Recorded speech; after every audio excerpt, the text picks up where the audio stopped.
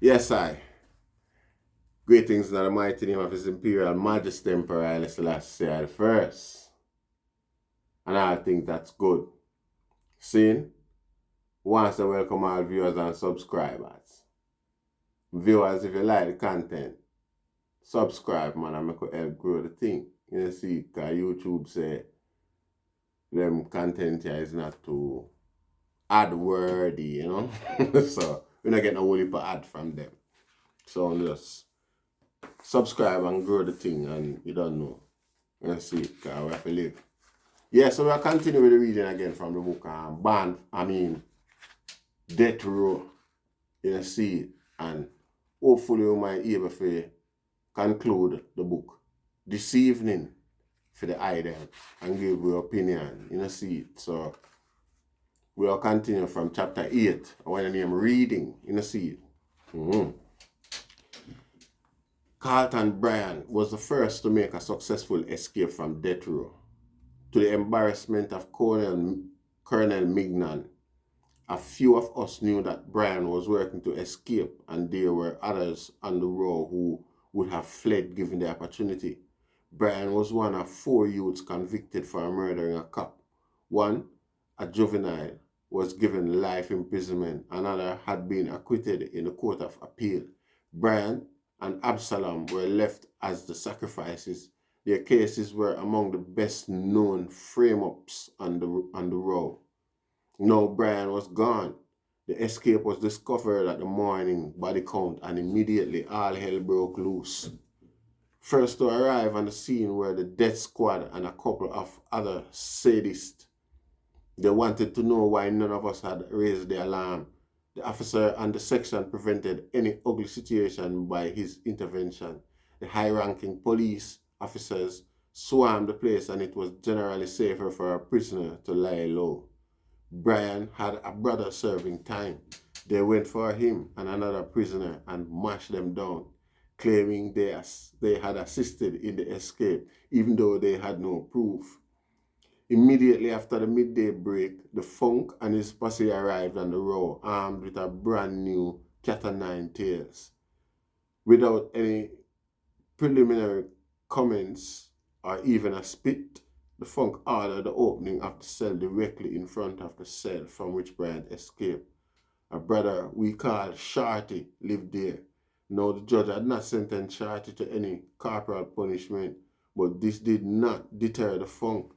Methodically, as if he intended to murder Shorty, the Funk applied the cat o' nine tails with a vigor and enthusiasm reflecting on his grotesque sweated face and the started pleasure his sick mind enjoyed. He was spitting now all over the place. When he was content that Shorty was sufficiently brutalized, he ordered open the next cell, which housed Gotten Baker. As Baker stepped out, the Funk rushed him and began to lay on the cat o' nine tails. The cat o' nine tails. The Funk had now abandoned any pretense that he was investigating an escape. He was now satisfying his soul in the only way that sadists find satisfaction, by the inflicting of pain on others. Simultaneously, he was teaching us a lesson, telling us loud and clear in the only language he found it easy to express himself in, that we could expect the same in the event of future escapes. After he was spent, the Funk and his posse retired, leaving the ward silent. After they left, I stood there looking through the bars at the splattered blood in the ward that had minutes ago flowed from the lives of slaves and were now intermingled with the spit of the oppressor. One thing was foremost in my mind: the myth of Gibraltar being escape-proof was broken. Some weeks later, they recaptured Bryan. As time went by. I kept up my search for some kind of angle that would serve to illuminate my innocence and bring relief to my predicament. The fundamental of my case was a problem. I had not murdered the deceased, but knew the people responsible. There were only 3 persons who could prove my innocence, and they could only do so by revealing their guilt. To inform the authorities of their identities would still not guarantee my freedom, for I was sure they would never admit their guilt to free me and hang themselves. Furthermore, what proof could I advance that would not directly implicate me? Then again, even if by some miracle I could convince the authorities, produce hard courtroom evidence to convict them and exonerate myself, I still wouldn't be free. I'd have to carry a gun to protect myself from their associates in the free world, who would certainly not feel brotherly towards me for having sent down their men. I would get nowhere with that angle. Some other way had to be discovered, for though I didn't intend to be a collaborator, I didn't plan to end up in any 3-story grave just yet. By then, I had lost my first appeal to the Jamaica Court of Appeal and had appealed to the Privy Council in London, not because I hoped to find justice in that ancient capital of colonialism, but to earn some time in which I might discover the right formula. Since the ban on books and newspaper was lifted, I became the most ravenous book maniac in the row. As soon as I laid down one, I opened another, finding it better to lie in the cell reading a book than to engage in aimless ramble that could not help my situation. The prison library provided us with storybooks selected by the staff librarian. We were not allowed to go to the library. They just sent 26 books to the row, one for every prisoner. Nobody asked you if you could read. A book was simply pushed inside every cell. The brothers that were illiterate gave us their books, and sometimes when the inmate librarian discovered a good book, he would smuggle it to us. My attorney and some dear friends on the outside kept me supplied with good books. Father Alwyn Harry, our chaplain, sponsored 1 copy of the Daily Gleaner per day for the row. Gradually, I assembled a small and personal library of books that told me the most. Books that indicated the only path over which the poor, oppressed, and black people all over the earth must tread to redeem their status and the destruction of imperialism. In this library was Garvey and Garveyism, Booker T, Washington's Up From Slavery, Frederick Grounding with my brother, Frederick Douglass, My Bondage, My Freedom, Walter Radney's Grounding with My Brothers, Trevor Monroe, Struggle of the Jamaican People. These books, accumulated over a period, were kept beyond the destructive hands of the goons. Over and over I read these books, feeling that some excitement in the presence of the truth every time I turned a page in one of them. The brothers Phipps, Bernard, and White also had acquired libraries. From this interchange of literature, I was introduced to Fanon, Marx, Clever, George Jackson, and Brother Stokely. It was through reading that I discovered a fact that dramatically changed the situation of my predicament and many others on the road.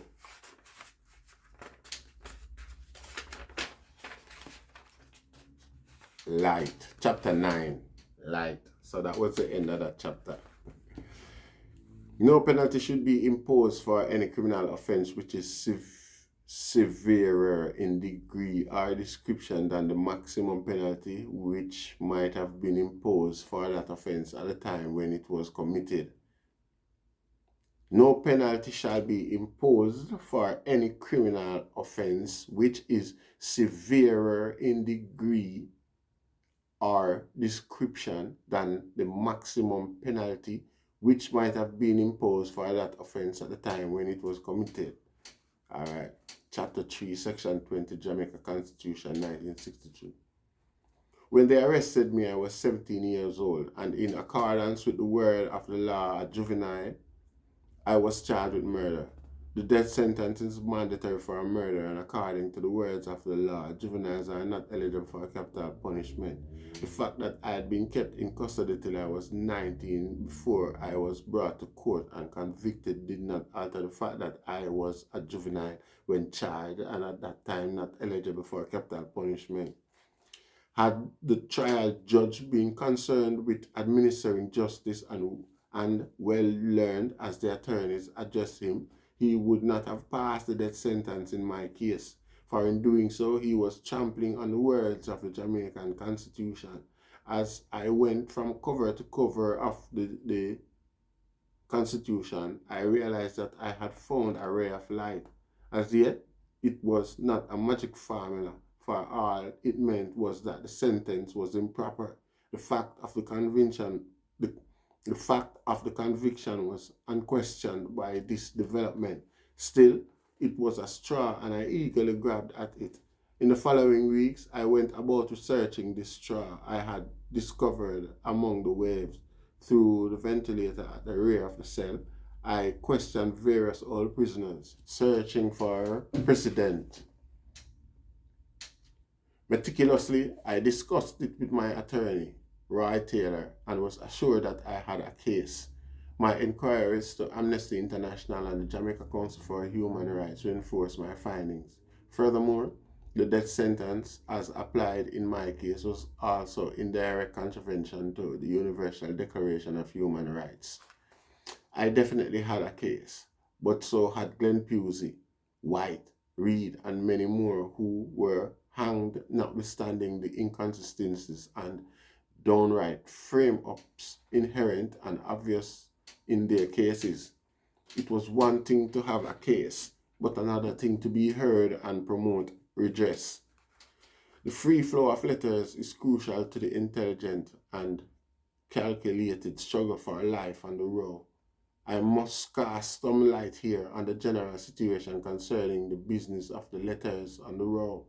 The regulation governing communication by letters on the row is a nefarious bureaucratic fraud beginning with the letterhead.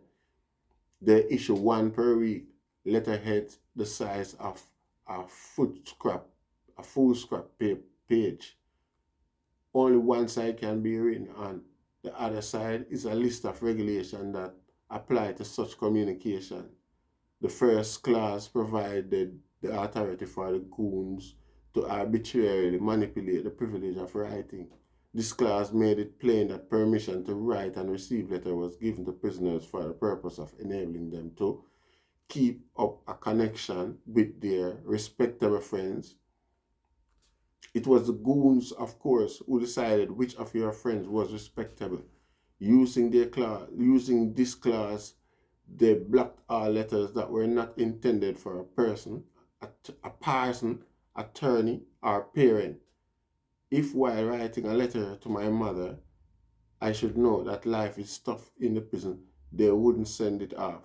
Instead, I would be strongly reprimanded for sending out discrediting words about the prison. The only way you could be assured that a letter went off was to write a prayer on the letterhead. Imagine a sadist and a pervert, a freak like the funk, deciding which of my friends was respectable enough to get words from me. On one occasion, I wrote a letter to my girl. I began by saying, "My darling," and end with, "Love you always." It was strictly a business letter. I delivered it for posting in the morning, and that was that. Before lunch, the goon in charge of letters came busting down the passage asking for me.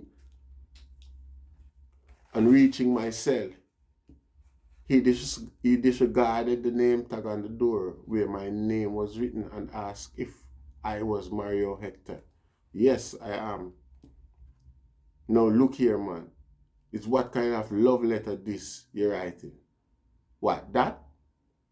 This letter, he shouted, holding up the letter delivered that morning. I don't understand what you're talking about. What kind of love letter you're talking about? To who? The mention of love letter had caught the ears of the other brothers near, and everybody wanted to know what was happening. It's not you named Mario Hector. It's not your handwriting this. But yes, but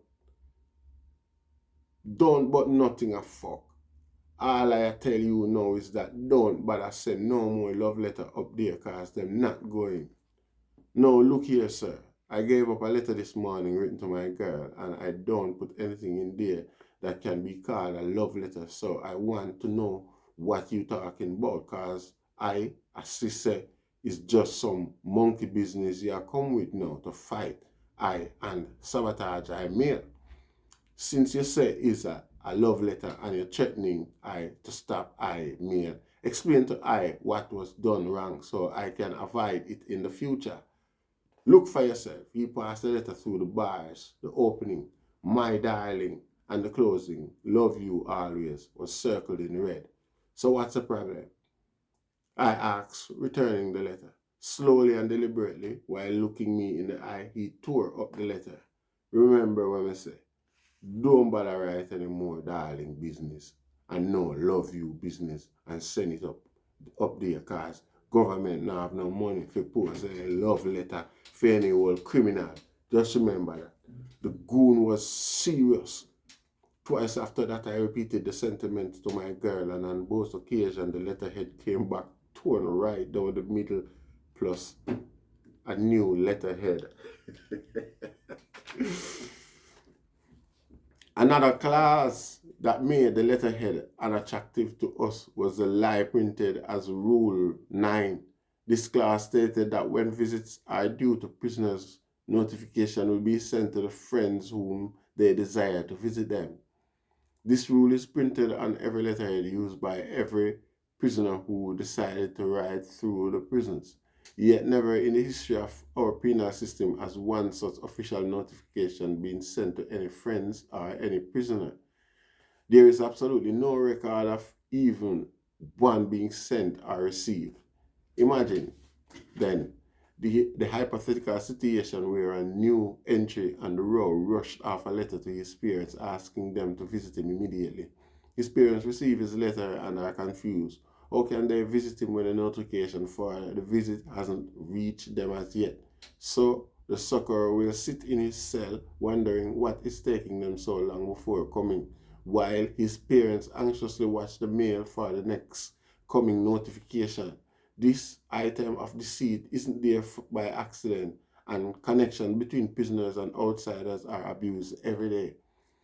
Consequent to this lie clause, consequent to this lie clause.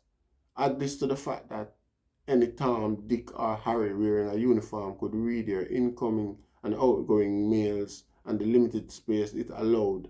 No accompanying sheet could be attached, and the letterheads was downright unattractive.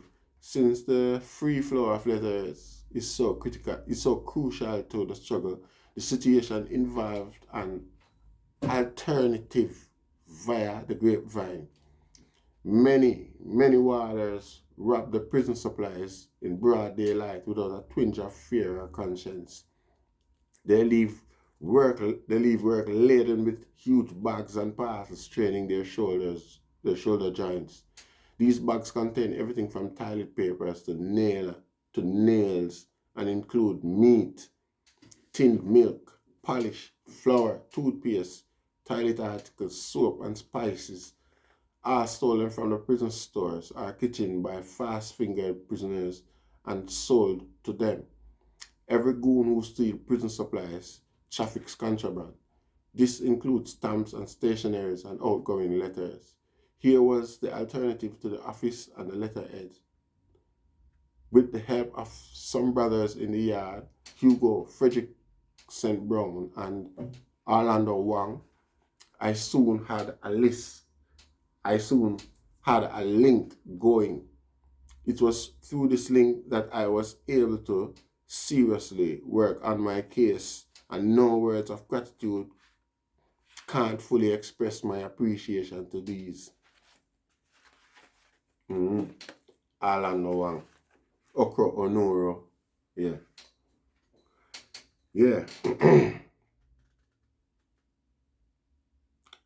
Express my appreciation to these. Yeah. to this interest factor. Yeah, read back over that, you know. Here was the alternative to the officer and the letterheads. With the help of some brothers in the yard, Hugo, Frederickson Brown, and Orlando Wang, I soon had a link going. It was through this link that I was able to seriously work on my case, and no words of gratitude can't fully express my appreciation to these strugglers and others who, for security reasons, must remain nameless.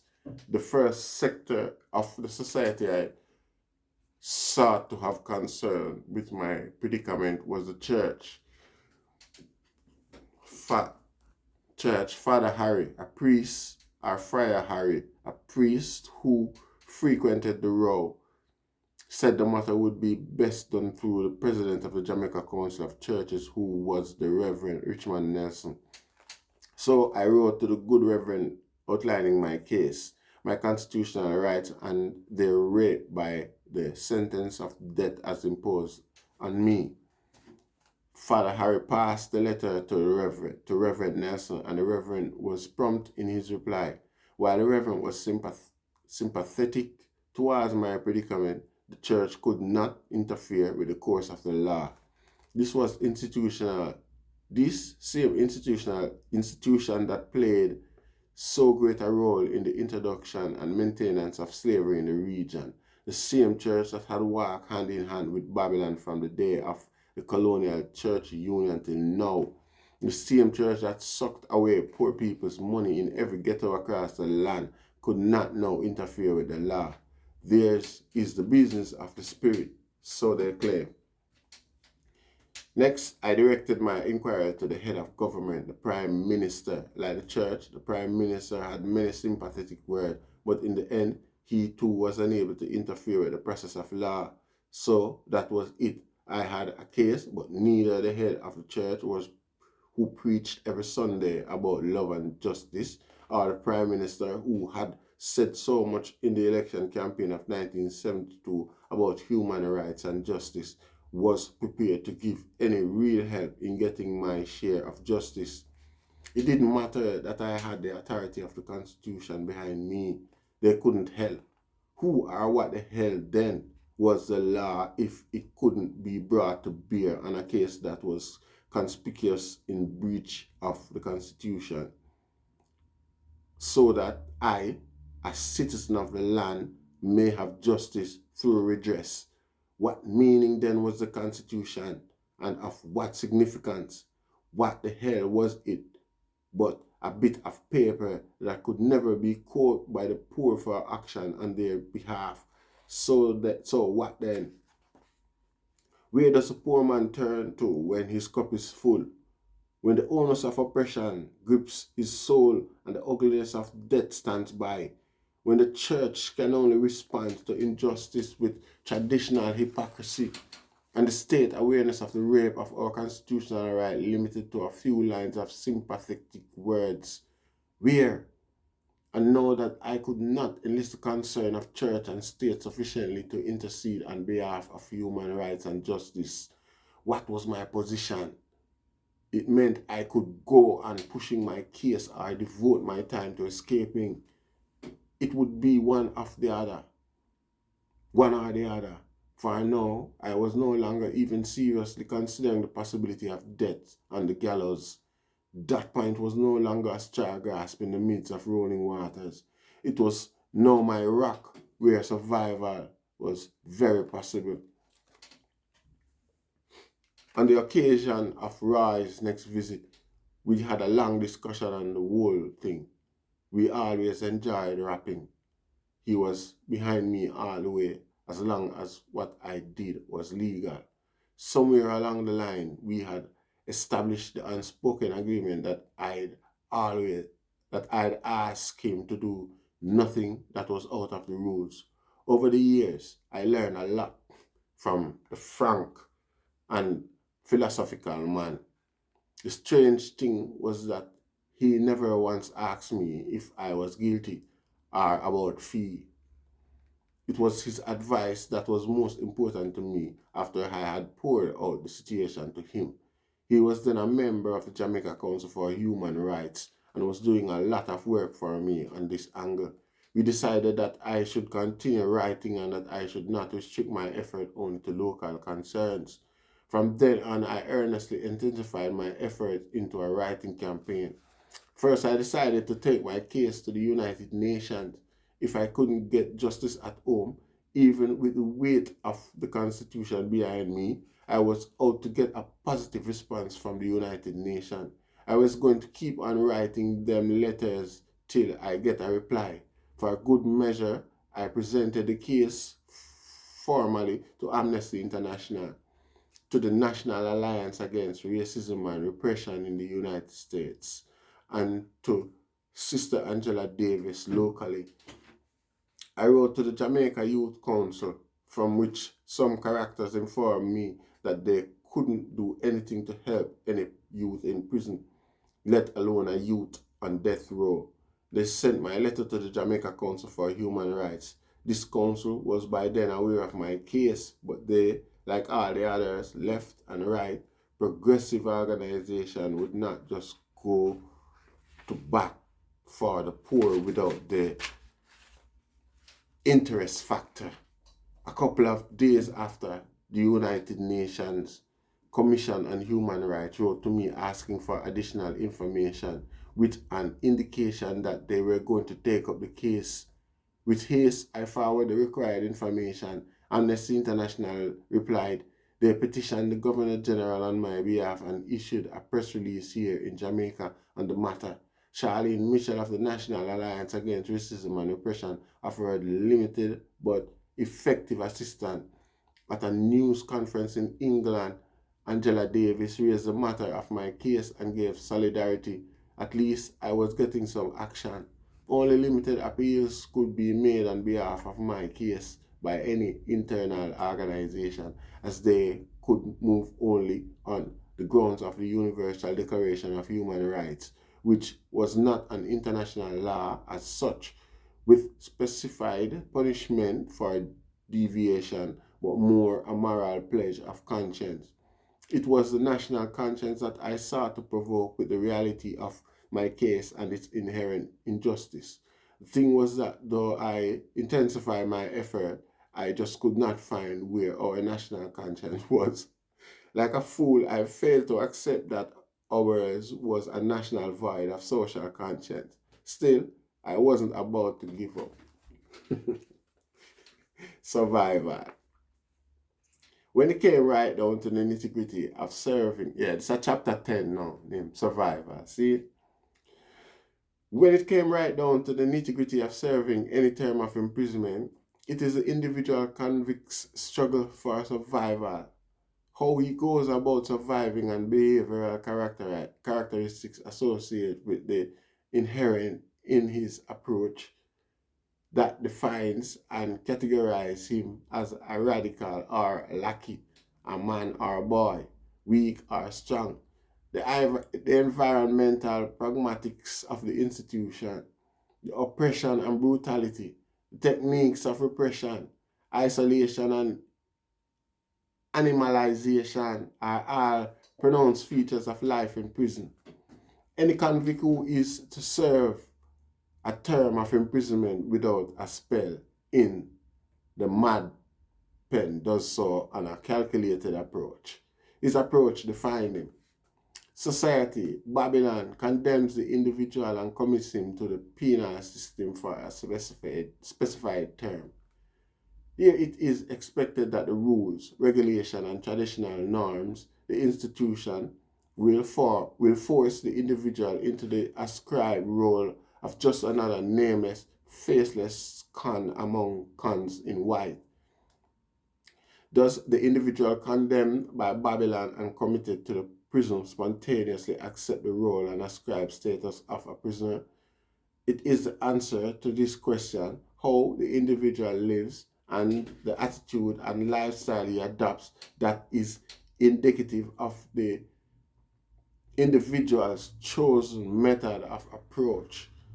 Many prisoners spontaneously accept and easily fit into the prison role and status.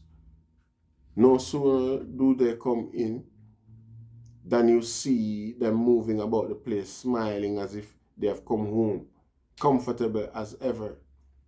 Some distorted rationale gives them a sense of complacency in the midst of decay and shit.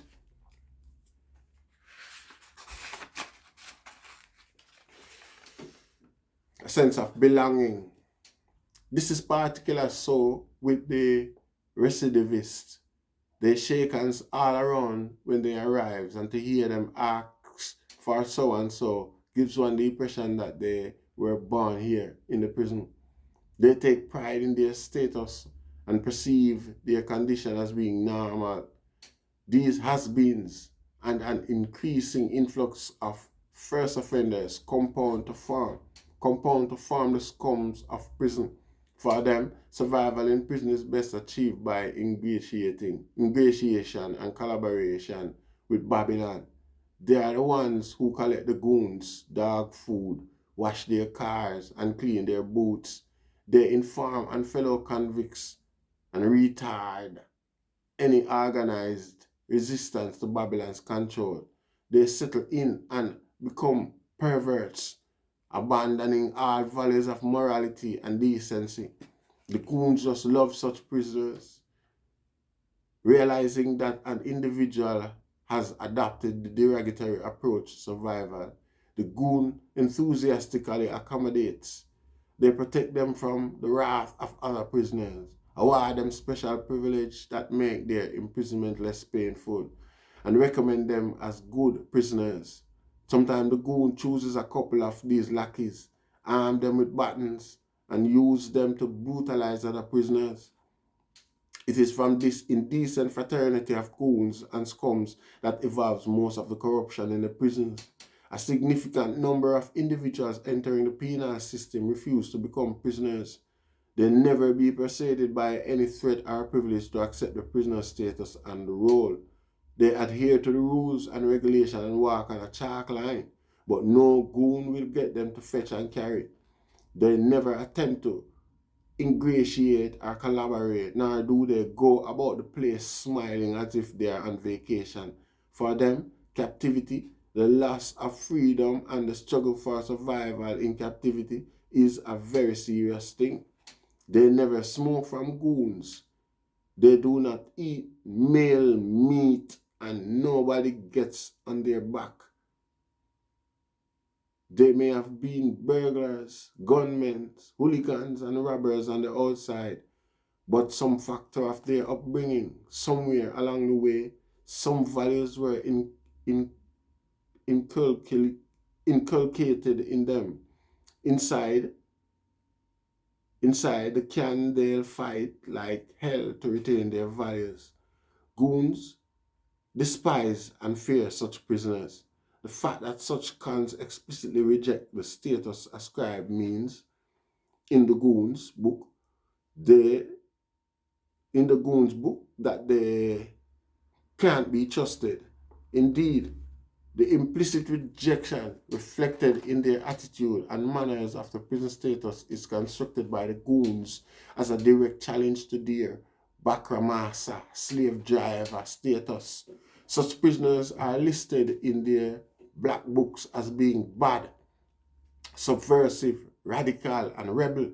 The struggling of these cons to retain their personality, pride, and moral outlook against the systematic effort of the goons is major in the broader, more overall struggle in the prison. I began to note pronounced changes in my attitude and outlook. I no longer found it easy to smile.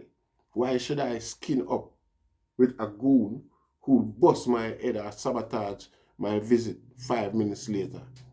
And what was there among men sentenced to die that might inspire a smile? Pent up like animal in the stink and squalor of Gibraltar, with hostile goon growling outside, the threat of death hanging always in the back of your consciousness, and you never know what the future would bring, is a draconian situation where a smile is conspicuously out of place and a permanent scowl more the norm. The finer sentiments and philosophical components of my person were murdered by my predicament. I began to find it difficult to believe in the existence of a brighter side of humanity and trusted fewer and fewer people. That innate quality of my personality that had always inspired me to peer at life through rose-tinted lenses, always optimistic, was eroded. More significantly, I parted company with the notion of God, vomited religion, and tore up my Bible. I had gone to Sunday school and was no more a Christian than the thousands of short pants boys who file obediently into Sunday school every week after leaving school. Religion was unimportant in my life until I embraced the philosophy of Rastafari. I was serious about my religion then. At the point of my arrest, I was sure God would help me. When they brought me to the preliminary, I believed God would help me. So did my girl, parents, and friends who knew about the case. My case went on to circuit. At circuit, I begged God to intervene. He knew I didn't kill the deceased, so I was sure he would help. In the dock, I recited the Lord's Prayer all the way. They convicted and sentenced me. I had faith. So I looked forward to the appeal. I prayed and begged God's help. One day, they brought me a document saying I had lost my appeal. I lost faith at that point. I vomited the notion of religion from my mind. From then on, I wouldn't depend on anyone upstairs. I had one chance left and I would go it alone. My future is mine. See? Yes, so we're going to stop it this again. You see in chapter 11 left, the one named Escape Plan. The man plan for escape. You see it? I'm going to jump in at it. I promise to read faster. You see that when I look like I hit the last one still. See? So give thanks. Remember, share, like, and subscribe. Rastafari.